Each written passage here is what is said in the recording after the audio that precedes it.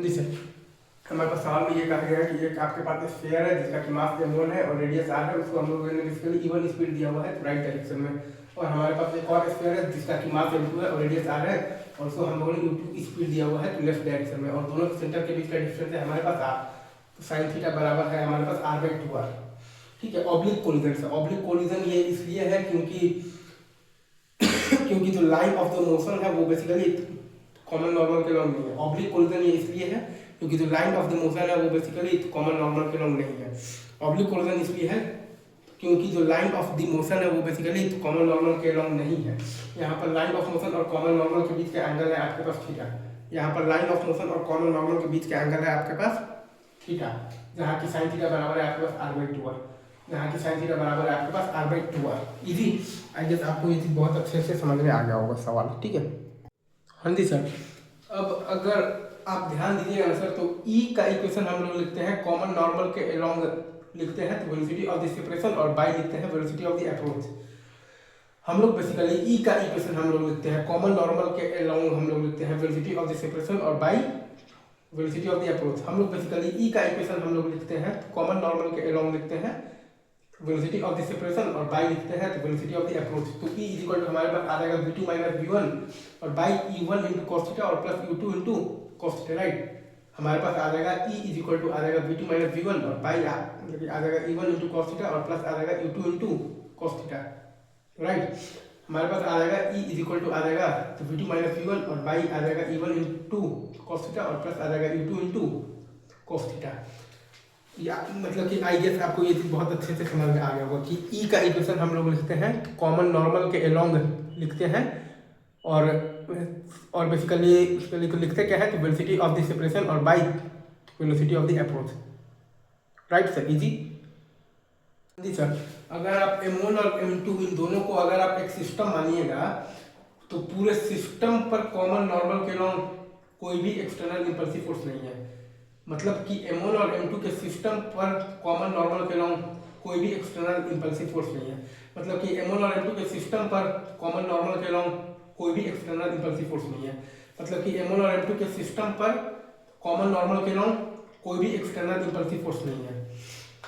मतलब कि आप m1 और m2 के सिस्टम पर कॉमन नॉर्मल के अलोंग आप लीनियर मोमेंटम कंजर्वेशन लगा सकते हैं। मतलब कि आप m1 और m2 के सिस्टम पर कॉमन नॉर्मल के अलोंग आप लीनियर मोमेंटम कंजर्वेशन लगा सकते हैं।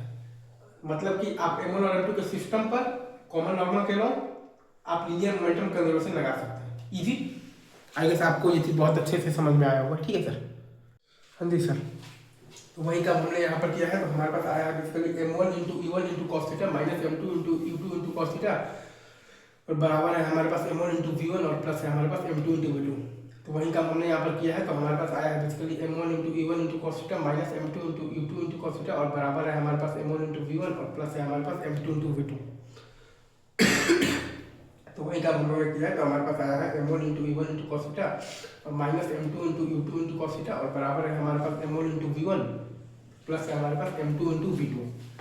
वही काम हम लोगों ने किया है। तो हमारे पास आया है m1 into E1 into cos theta और minus m2 into U2 into cos theta और बराबर है हमारे पास m1 इंटू v1 और प्लस है हमारे पास m2 इंटू v2। इजी, हाँ जी सर। अगर आप m1 और m2 पर ध्यान दीजिएगा तो कॉमन टेंजेंट के अलोंग m1 और m2 पर कोई भी इंपल्सिव फोर्स नहीं लग रहा है। कॉमन टेंजेंट के अलोंग m1 और m2 पर कोई भी इंपल्सिव फोर्स नहीं लग रहा है। कॉमन टेंजेंट के अलोंग m1 और m2 पर कोई भी इंपल्सिव फोर्स नहीं लग रहा है।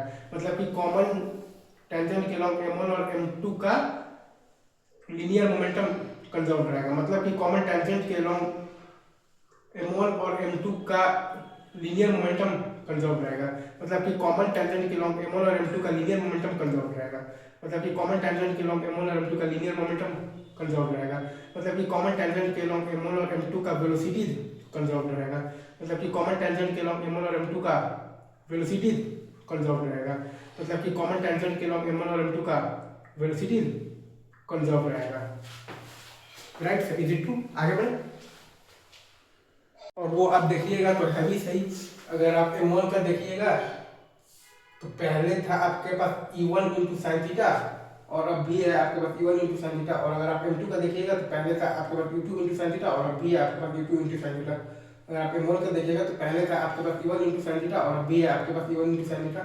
और अगर आप बेसिकली M2 का देखिएगा तो पहले भी था आपके पास U2 इंटू साइन थीटा और अब भी है आपके पास U2 into sine theta. Easy.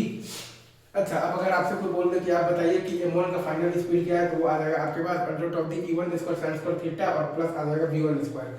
वैसे ही अगर आपसे कोई बोल दे कि M2 का फाइनल स्पीड बताइए तो वो आ जाएगा आपके पास under root of the U2 square into sine square theta और प्लस आ जाएगा तो V2 स्क्वायर। अगर आपसे कोई बोल दे कि M1 का फाइनल स्पीड बताइए तो वो आ जाएगा आपके पास under root of the E1 square sine square theta और प्लस आ जाएगा V1 स्क्वायर।